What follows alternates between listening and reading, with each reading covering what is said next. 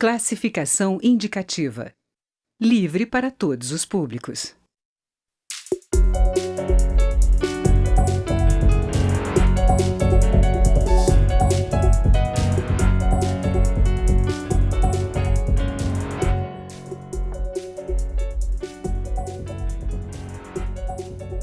Olá!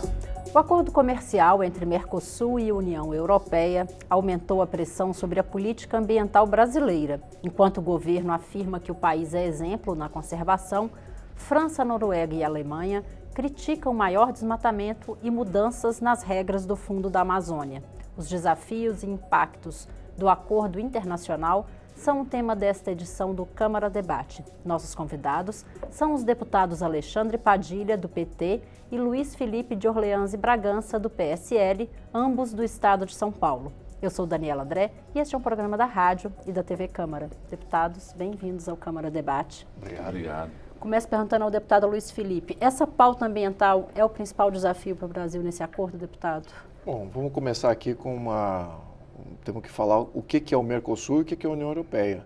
No fundo, são duas entidades supranacionais que se regulamentaram ao ponto de não ter capacidade de gerar qualquer acordo de livre comércio entre os dois blocos. Então, se nós fôssemos, de fato, um país independente e soberano desses tipos de acordos supranacionais, nós já teríamos firmado acordos bilaterais com todos os países da União Europeia. Então, temos aí um bloco que atrapalha o Brasil e temos um bloco que atrapalha vários países da União Europeia. Então, nesse contexto regulamentar, os blocos supranacionais, eles impõem aquilo que eles quiserem. Agora, que de fato reflete a vontade e o interesse dos países individuais, eu duvido muito.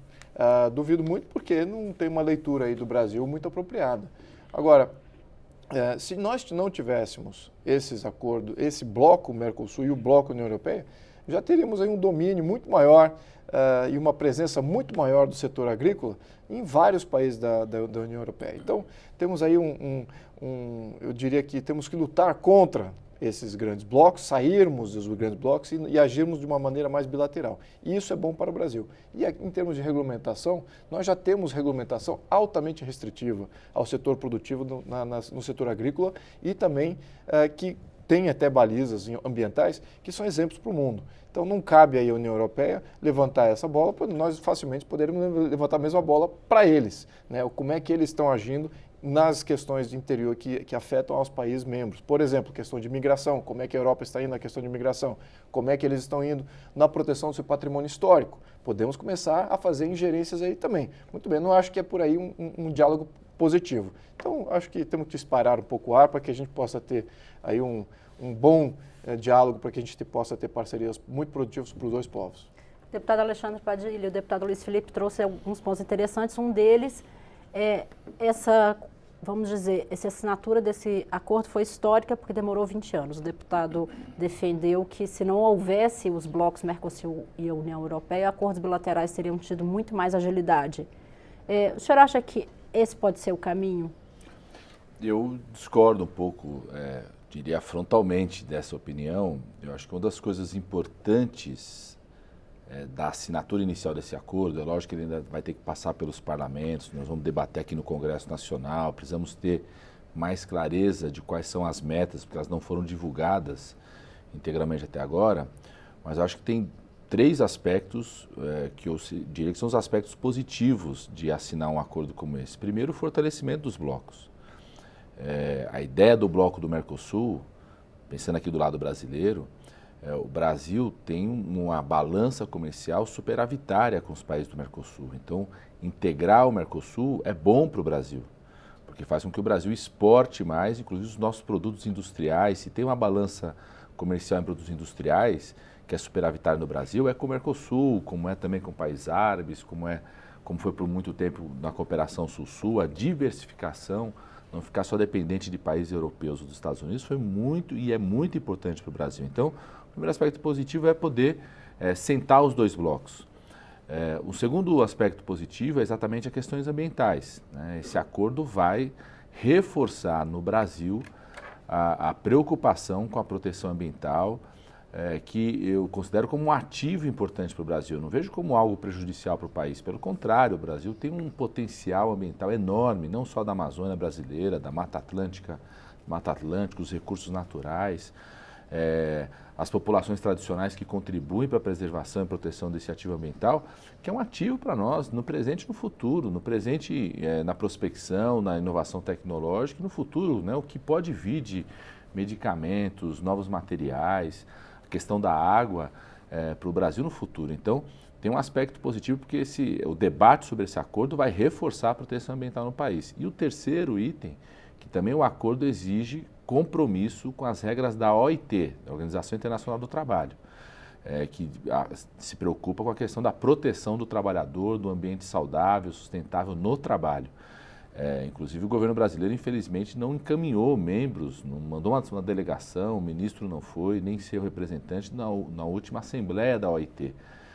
Então esse acordo vai reforçar que o Brasil e o Mercosul tenham compromissos com a defesa do trabalho saudável, da proteção do trabalhador. Deputado Luiz Felipe, já falou um pouco de agricultura.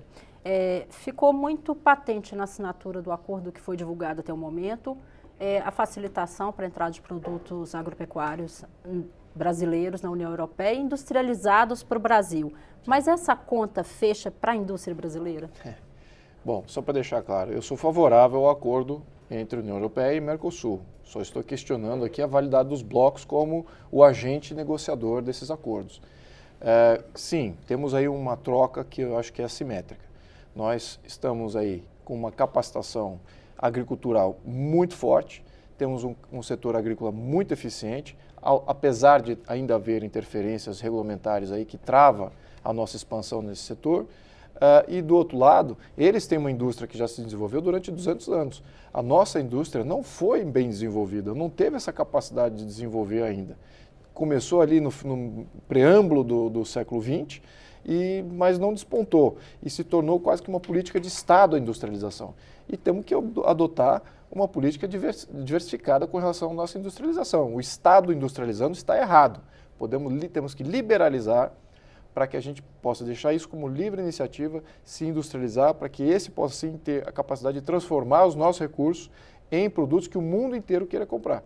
Então nós não tivemos ainda essa curva de ascensão. Agora, num contexto em que já está assimétrico, como é que a gente faz? Mas temos indústria. Então a nossa indústria aí já saiu de representar 25% do PIB, hoje está a menos de 10% do PIB. Então, há uma desmobilização de investimento, de capital empregado nisso, de trabalho, de força de trabalho até, empregado na indústria brasileira, que precisamos recapacitar. Como é que a gente faz isso? Desregulamentando. É por isso que eu acho que essas interferências que vêm de fora, com visões regulamentares que não são nossas, não são próprias do brasileiro, não vem da nossa atividade, vem sim de uma experiência que já foi maturada da Europa, como vocês devem fazer, organizar a sua indústria, como que deve ser a sua agricultura, como deve ser o seu meio ambiente. Eu sou totalmente contrário a isso. E se os blocos estão sendo veículo para impor isso no brasileiro, eu acho isso extremamente improdutivo. Então, mais uma vez, favorável ao acordo, acho que a gente tem que ir à frente, mas temos que sim questionar a validade do bloco como plataforma negocial indo adiante. E isso vai afetar muito a nossa indústria. Eu acho que o bloco da União Europeia não quer ver o país se industrializar. Por quê? A Alemanha, que é o maior poder de barganha dentro do bloco, é um país extremamente industrializado, em que quase metade do PIB deles é indústria. Então, se nós podemos nos industrializar com recursos naturais já com preço competitivo, nós faremos uma competição natural ao maior provedor de PIB da Alemanha. Então, eles vão usar o bloco contrário à nossa capacidade industrial.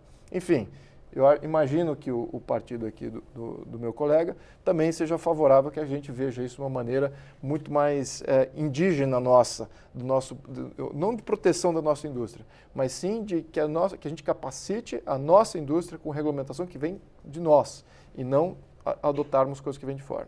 Deputado Padilha, qual é o caminho para fechar essa equação? Eu concordo bastante com o que diz o deputado Luiz Felipe. Eu acho que essa para mim, é a grande questão do acordo, a grande preocupação do acordo. Por isso que o Congresso Nacional precisa debater, nós vamos debater esse acordo aqui, somos membros da Comissão de Relações Exteriores, porque quando você faz um casamento entre a União Europeia, como disse aqui o nosso deputado, muito mais rica do que a gente, tem um PIB consolidado, enriqueceu inclusive às custas do Brasil colônia, da Argentina colônia, da América Latina como colônia, desenvolveu sua indústria, faz esse casamento com o nosso bloco do Mercosul, qual que é o grande risco?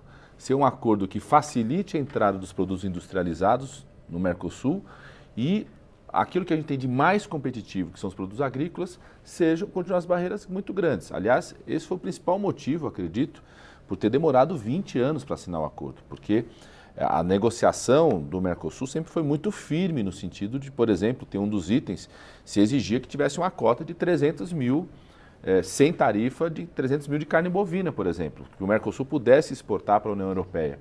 E acabou sendo anunciado um acordo com 90 mil. Isso é muito ruim para o Mercosul. Nós vamos ter que debater isso no Congresso. Eu proponho, inclusive, que a gente possa aprovar com condições, que se volte a se pensar em cotas de 300 mil. Eu tenho uma preocupação muito particular, deputado Luiz Felipe, por exemplo, com a questão da indústria de remédios. Eu, como médico, né, nós temos um risco real de ter uma invasão dos produtos industrializados de alta tecnologia que tem na Europa, no Brasil, acabando com a indústria farmacêutica brasileira. Quem está assistindo, a gente não acompanhou em detalhes esse tema. Quando o senhor fala que existe uma cota para a carne do Mercosul ser exportada para a Europa, o que é isso? Deixa eu explicar, né? Um dos capítulos do acordo, o que é? Exatamente você reduzir tarifas. Hoje, quando um produto do Mercosul vai ser exportado para a União Europeia, tem que pagar tarifas, impostos. Isso pode aumentar o preço do produto, por isso ele ser menos atrativo para a União Europeia. Quando um produto industrializado europeu é importado para o Brasil, vinho, por exemplo, né, peças de carro, parte automobilística, tem tarifas que são cobradas e por isso pode ser um preço maior aqui e fica menos atrativo. Então o acordo tenta fazer um negócio sobre isso. Qual que é a nossa grande preocupação? Aparentemente está acontecendo isso que o deputado Luiz Felipe falou, quer dizer, no acordo assinado pelo Mercosul nesse momento, você está reduzindo rapidamente tarifas de produtos que vão ser importados para o Mercosul, sobretudo da área industrial, e não tão rápido assim em setores extremamente competitivos nossos, como questão agrícola, produtos agrícolas, do Mercosul inteiro. E além do acordo geral das tarifas, quando você tem um produto, por exemplo, carne bovina, que não vai zerar todas as tarifas, se estabelece uma certa cota. Não zera tudo, mas era a negociação que o Mercosul queria fazer, mas 300 mil quilos por ano teria sem tarifa, né?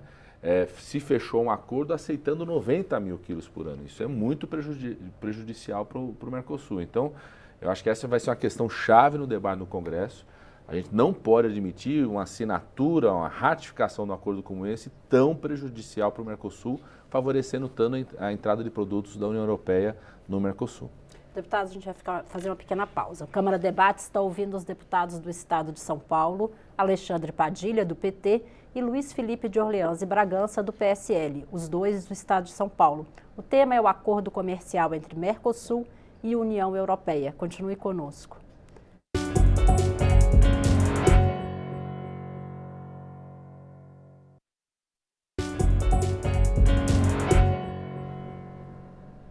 Câmara Debates está de volta. Hoje nós estamos conversando com os deputados Alexandre Padilha, do PT, e Luiz Felipe de Orleans e Bragança, do PSL, ambos de São Paulo. O tema é o acordo comercial entre Mercosul e União Europeia. Deputado Luiz Felipe, no bloco anterior o senhor falou um pouco sobre o marco regulatório e imposições que podem vir desse acordo. Mas esse acordo também pode levar a gente a ter mudanças nos nossos marcos regulatórios para aumentar a competitividade? Qual a oportunidade que o senhor vê aí? Bem, o acordo é positivo porque ele dá, primeiro, ganho ao consumidor brasileiro. Então isso vai baratear um pouco as importações, não é tudo, mas um pouco das importações. O imposto sobre importação ele é só um dos impostos que incide sobre qualquer importação, né? Tem outros impostos que incidem aí. Então vai baratear um pouquinho os produtos que vêm da União Europeia para o consumidor. As empresas também se beneficiam porque também, pela mesma razão, os bens de capitais, as máquinas podem ser importados com um custo um pouco menor. Então há um ganho aí. Há uma expansão do mercado agrícola. Claro, ainda estamos aí limitados por cotas, mas há uma expansão do mercado agrícola e também para nossa capacidade de contratar empresas de fora para fazer licitações e quebrar alguns cartéis que existem no Brasil e vice-versa. Então aí tem uma troca muito positiva. Onde que eu acho que a gente vai ter que se preparar e vai criar uma necessidade que nós, como brasileiros, comecemos a entender o que está acontecendo com o nosso setor industrial. Nós precisamos de uma política industrial. Esse que é o grande desafio. E aí entra, sim, não só a questão regulatória, que pode afetar o quão rápido a gente pode se reindustrializar. Eu vou falar a palavra reindustrializar, porque estamos aqui num caminho franco de desindustrialização. Então temos que ter uma política de industrialização que venha de encontro para que a gente não se torne voltar no tempo, que o início do século XXI se torne o início do século XX, a gente se torne mais uma vez uma economia 100% baseada em agricultura. Então acho que não é isso que é uma proposta boa para o brasileiro. É um desafio para o governo e um desafio para o brasileiro. Só para estender aqui um pouquinho nesse ponto, por que a industrialização é importante? Porque toda a inovação, toda a patente, marca, patente, vem de você saber fazer a transformação. É dali que vem uma boa parte das patentes está envolvido nisso. Então, se você não tem a produção, como eu até tenho experiência com isso, eu deleguei a produção para a China, o desenvolvimento de uma patente minha foi feito na China. E outra coisa, é a questão de patentes aqui no Brasil.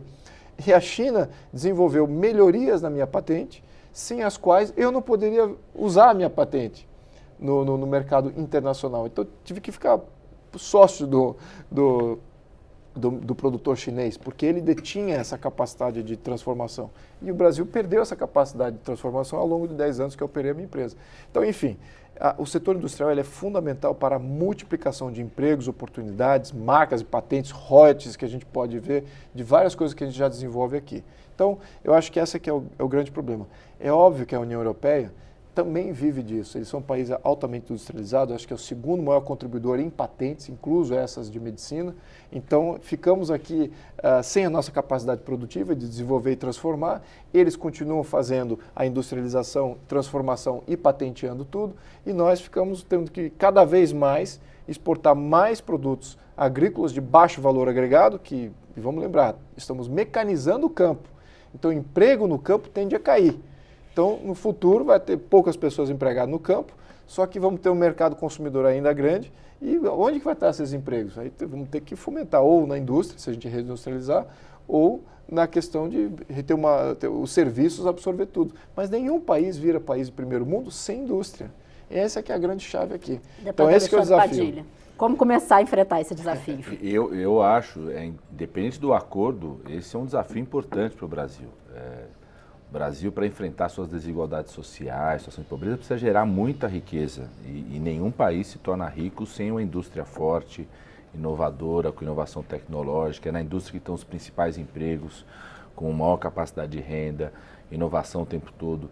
E eu quero repetir, a minha grande preocupação em relação ao acordo, por isso que a gente vai ter que debater aqui no Congresso, é se ele não é um acordo que abre as portas do Brasil para os produtos europeus sem proteger nossa indústria, né? Então, acho que essa é uma questão chave e decisiva para isso.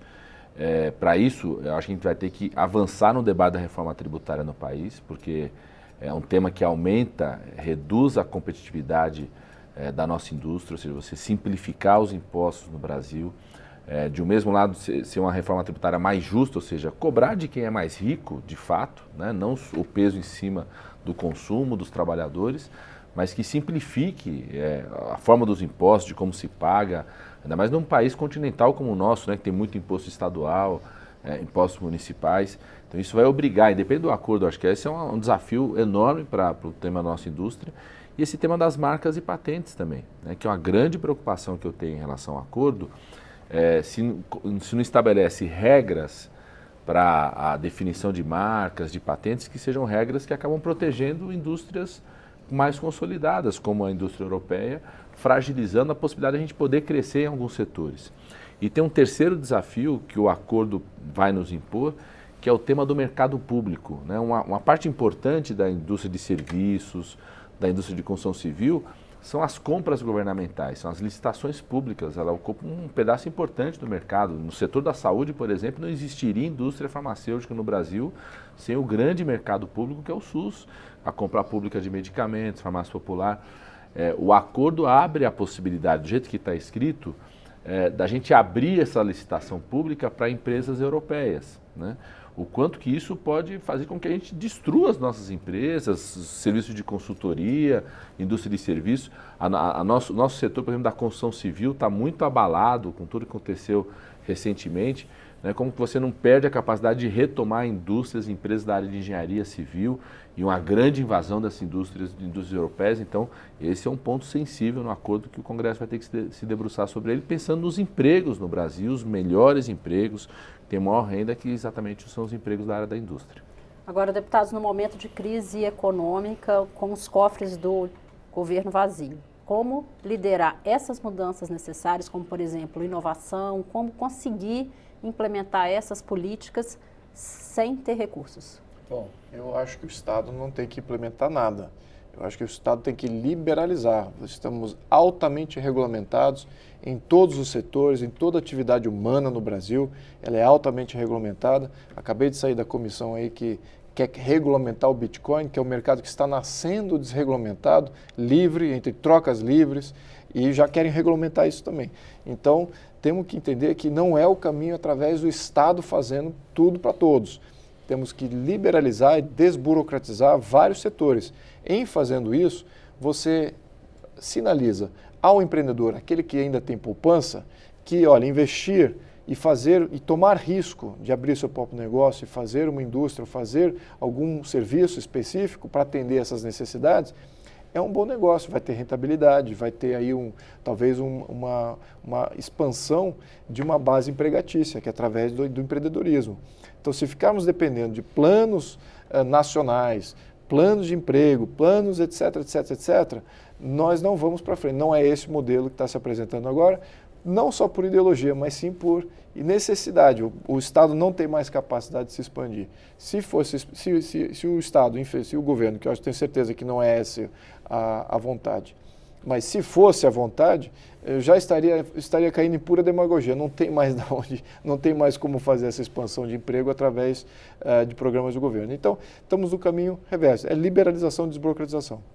Deputado Padilha, como fomentar tudo isso sem essa participação do Estado? É possível? Eu acho que tem que ter uma combinação, né? Por um lado, concordo que a gente tem várias... tornar mais simples, facilitar, né? Criar um ambiente regulatório de mais segurança. Citar um exemplo, né? O Senado acabou de votar um projeto de lei sobre economia solidária, votou nesse mês. Então, esse pode criar uma regulação importante para um setor de atividade econômica que surge, do campo da economia solidária, gera novos empreendedores, né?